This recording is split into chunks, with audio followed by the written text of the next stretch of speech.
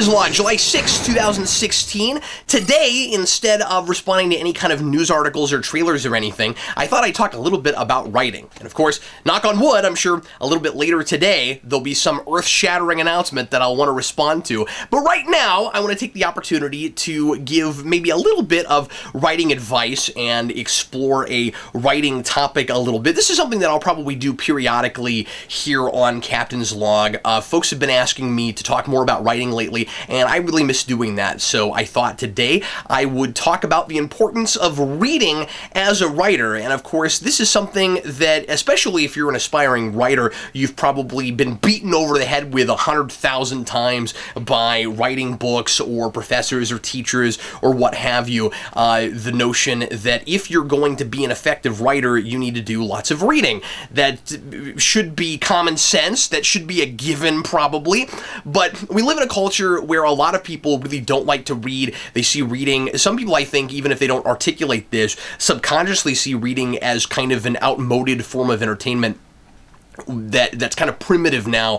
And if we can imagine anything on the screen now, or we can draw anything in a comic book for comic readers, what is the point anymore of reading? Why should I have to use my imagination when I can thoroughly enjoy the fruits of someone else's? Well, the problem is you've got to exercise that imagination. You got to constantly have that brain working, and reading is the best way to do that. That's not to say that you don't bring any percentage at all of yourself or your imagination to a film. And when I've done critiques of movies, I've talked very much about how much of yourself you bring to a piece.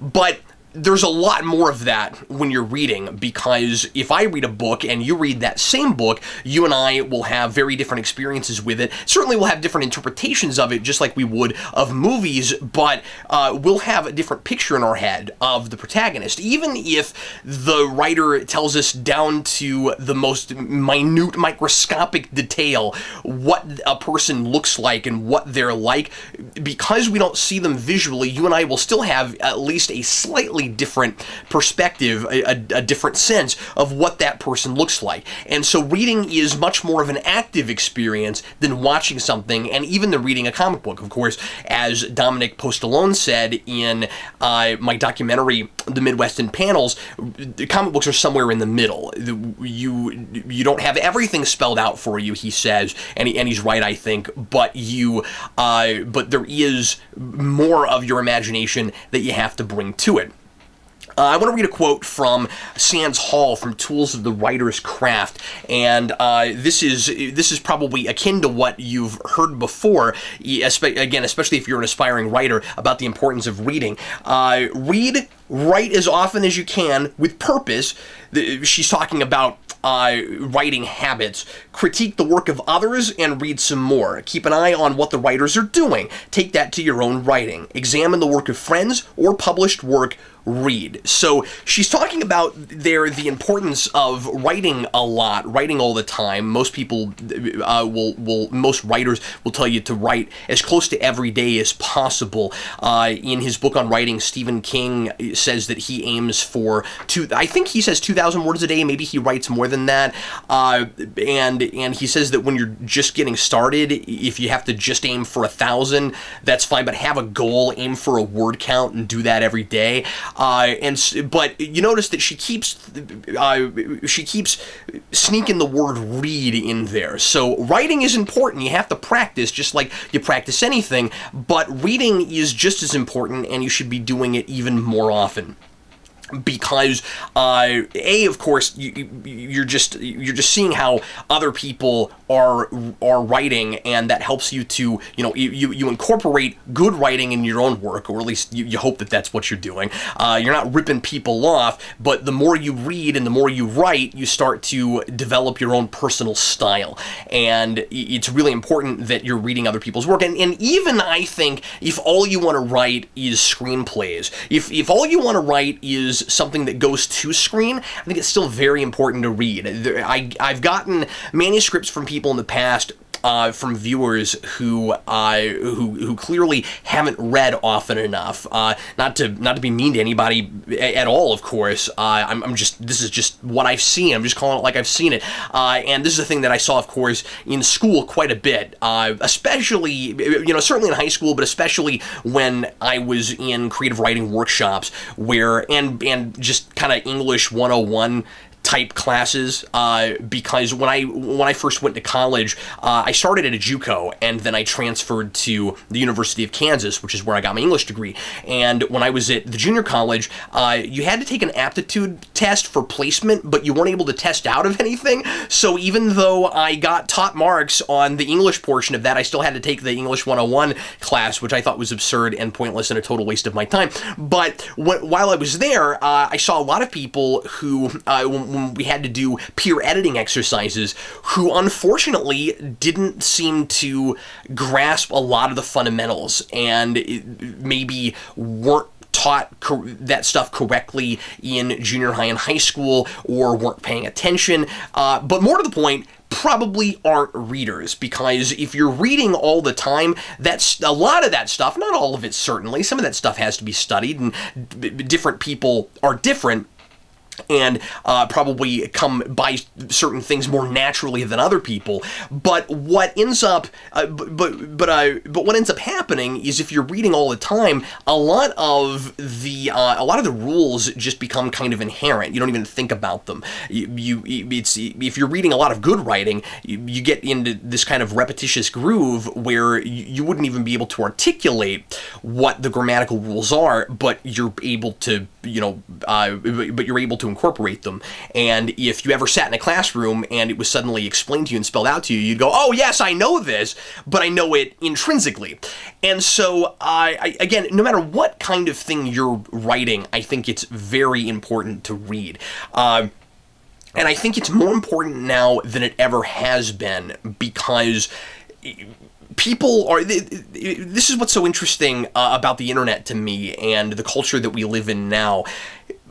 You hear people all the time, especially, I want to say especially kids, but I think even a lot of young adults now, who just don't like to read. It doesn't interest them. It's not fun for them. They'd rather look at something visually. And I think that if people are raised with reading as a normal thing from youth, from early on, they'll find the joy in it, and it won't even occur to them not to read. I mean, I suppose that, watching movies and TV shows all the time might make some people a little bit less interested in reading, maybe, but there's this world that you create in your own head. There's a very different experience that you have with reading that I don't think visual media takes away from, and video games or anything else. And of course, video games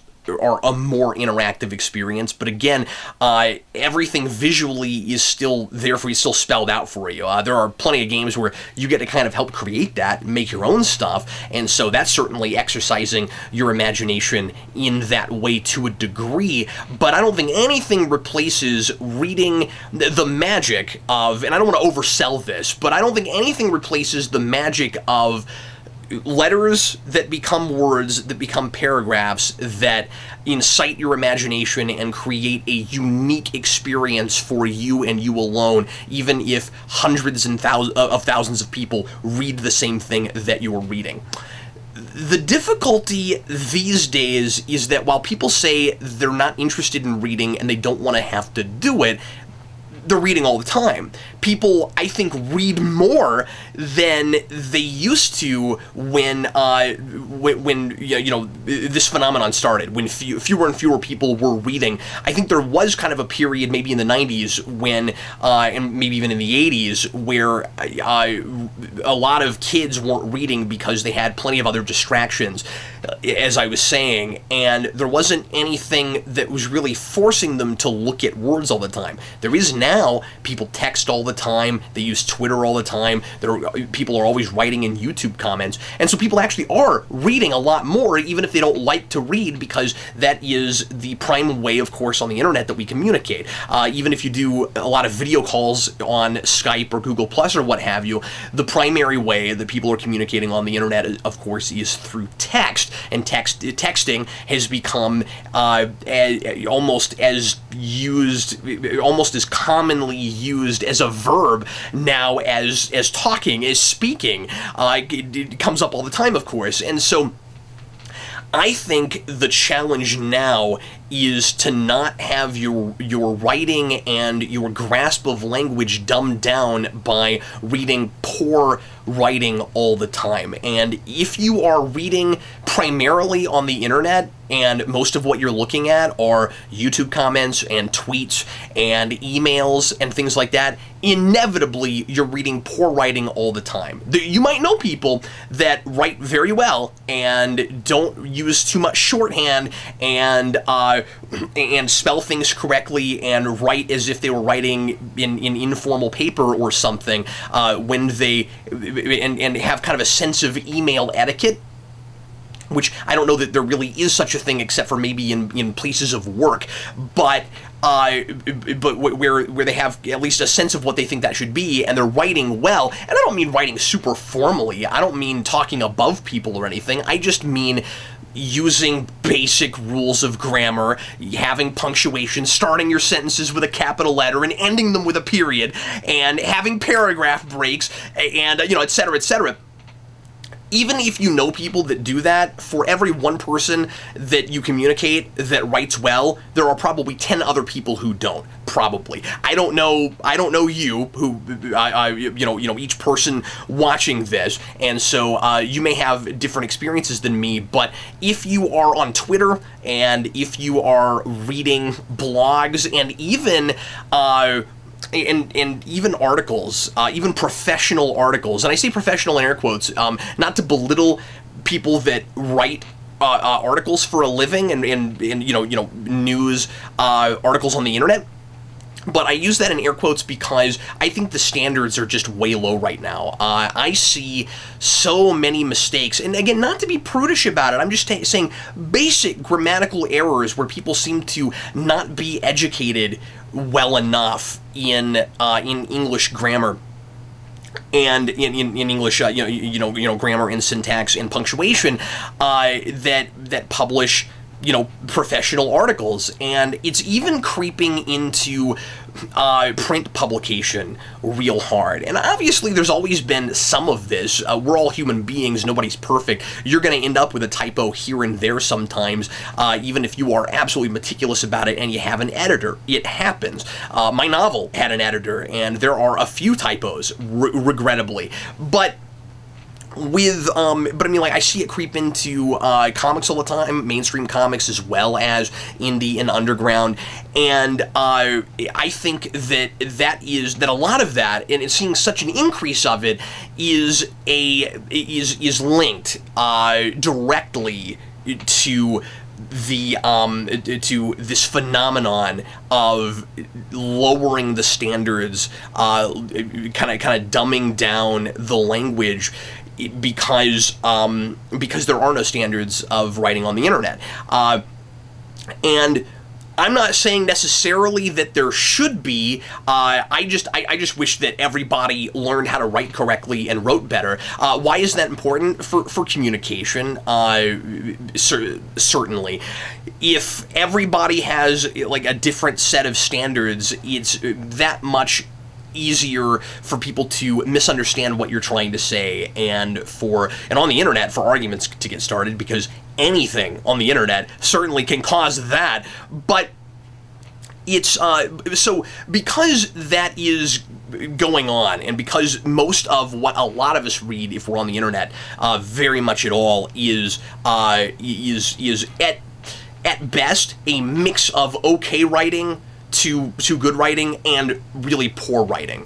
And so I think it's really important if you want to be a writer, to read good prose and good written word. more than it ever has been. I would say that if you want to live the writing life, and maybe I'll do a video at some point on that notion of the writing life, and that was something that was kind of beaten into me a little bit when I was in writing school. How to not just how to be a writer as opposed to just going around and saying you're a writer. What does it actually mean to be a writer? Simply, writers write, and how do you have the discipline to make sure that you are doing that? So, I don't know, there might be a video in that at some point.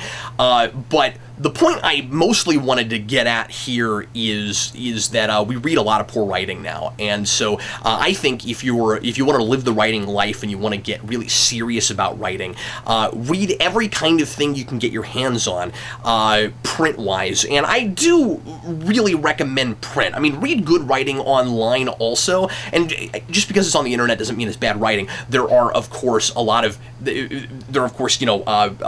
this goes without saying, PDFs and ebooks for everything that you can get in print.